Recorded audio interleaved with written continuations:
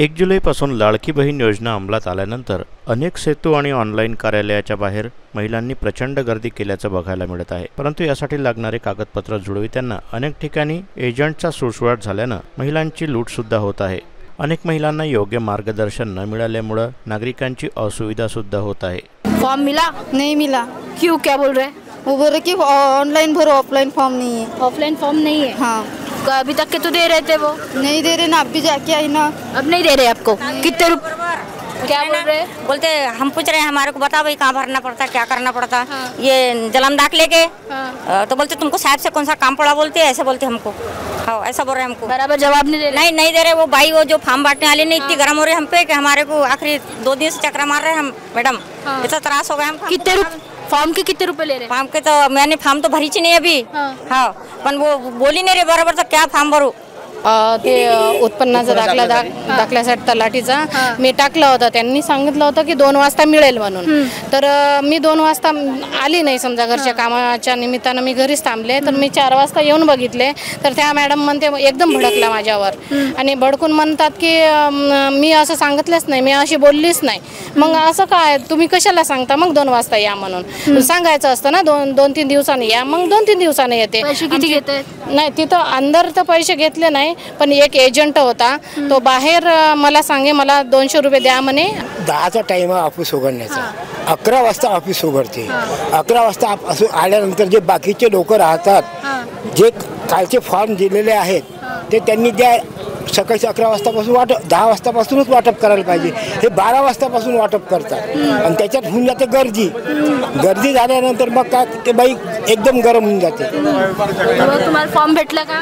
Form परवाच्या दिवशीचा form भेटलेला अजून नाही मिळाला। आता शेवटी घरी चाललो, आता उद्या सकाळी सजून येईल। उद्या देते म्हणते? उद्या सांगितलं तिने देतो म्हणून। त्यांनी कुठे जावं, कुठे काय मिळणार आणि कुठले कागदपत्र मिळणार इत्यादींबाबत संभ्रम आहे। लाडकी बहीण योजना या योजनेसाठी काही कागदपत्रांची आवश्यकता आहे आणि ती जुळवाजुळव करताना आपल्याला नागरिक दिसतात। या कागदपत्रांतील एक म्हणजे उत्पन्नाचा दाखला। अशाच एका ऑफिस बाहेर एक एजंट उत्पन्नाचा दाखला बनवून देण्याकरिता नागरिकांकडून चक्क 300 रुपये घेत असल्याचं निदर्शनास आलं। ह्या कागद 3 प्रती असते, म्हणजे 3 पानं आहे ह्या कागदाला। याला फोटो स्टिक करावा लागते, स्टॅपलरनं झेरॉक्स लावावं लागते आणि हे आधार कार्डची झेरॉक्स लागते। नाही ते आणून देते झेरॉक्स काढायला। काय क्वचित प्रसंगी आम्ही पण जातो जर परिस्थिती पाहून। आणि त्यानंतर इथे सध्या गर्दी लाडली बहीणची योजनेची, त्या गर्दीमध्ये उभं राहावं लागते दाखला घ्यायसाठी आणि त्याला वेळ जातो। तर माझा वेळ जात असेल 1 तास तर त्यामध्ये 100 रुपये मला उरणं हा माझा अधिकार आहे। साहेब कोणता पैसे घेत नाही, साहेबाच्या बाबतीत नाही बोललो मी। मग कोणता व्यक्ती पैसे घेतात? मी पैसे देतो म्हणून समोरच्या व्यक्तीला तुम्ही आताच म्हटलं कबूल केलं की आम्ही पैसे देतो। हे बघा 150 रुपये जी असते, 150 रुपये कसं आमच्याकडून फी घेते याची प्रायव्हेट सेतूवाले। कोण घेते? सेतूवाले। चला कोणता सेतूवाला दाखवा मला। राशन कार्डवरील नाव कमी करण्यासाठी 600 रुपयांची मागणी केली जात होती, परंतु ऑन कॅमेरा बोलत असताना आम्ही असे काम करत नाही असं सांगण्यात आलं। तुम्ही 600 रुपये सांगितले म्हणजे नाव कमी करायचे? मी 600 रुपयांनी सांगितले मॅडम, अर्ज भरून दिला 20 रुपये घेतले। 600 सांगितले। याला ऑनलाईन करा सायबर कॅफे मधून, त्याला पैसे देऊन द्या किती लागतात ते। आम्ही नाही सांगत 600 रुपये। तुम्ही कुठं अर्जच तर भरायचे 20 दिले तुम्ही मला। अरे 20 दिले पण तुम्ही 600 रुपये म्हणणं कमी करायचं नाव कशाला कमी करा? तुम्ही दिले का फॉर्म भरल्यावर? तिथं नाही, मग बाहेर प्रायव्हेट वर जा, सायबर कॅफे।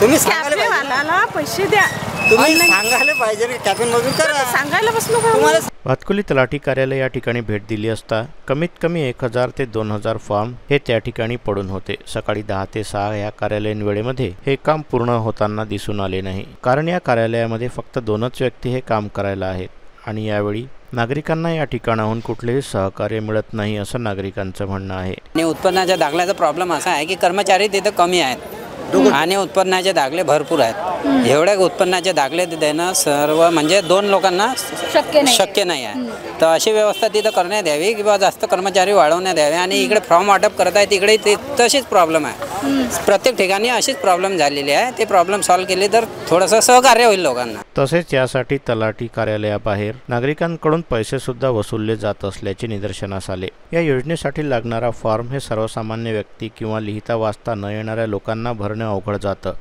परंतु अनेक ठिकाणी ऑफिसच्या बाहेर नागरिकांकडून फॉर्म भरून घेण्याकरिता सुद्धा पैसे घेताना दिसले. कुठले कुठले कागदपत्र भरून देता येते तुम्ही?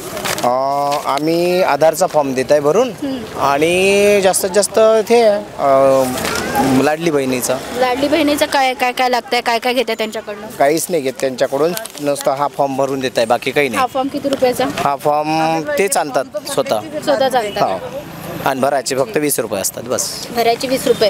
आणि ते तिथले काका म्हणतात की आम्ही लाईन मध्ये लागून सगळं आमचं आम्ही करून देतो, आम्ही त्याचे पैसे घेतो. तसं तुम्ही काय करताय? नाही, आम्ही काहीच नाही करत. त्यांना दाखला आणायला लावतो, तिथून आम्ही फॉर्म भरून देतो ना बस. सद्यस्थितीत शासनाकडून या योजनेचा फॉर्म भरण्यासाठी मोबाईल ॲप्लिकेशन प्रोव्हाइड करण्यात येणार आहे. परंतु ज्यांना ऑनलाईन काम जमत नाही किंवा समजत नाही त्यांची मात्र लूट सुरूच राहील यात शंका नाही. ब्युरो रिपोर्ट, मंडल न्यूज, अमरावती.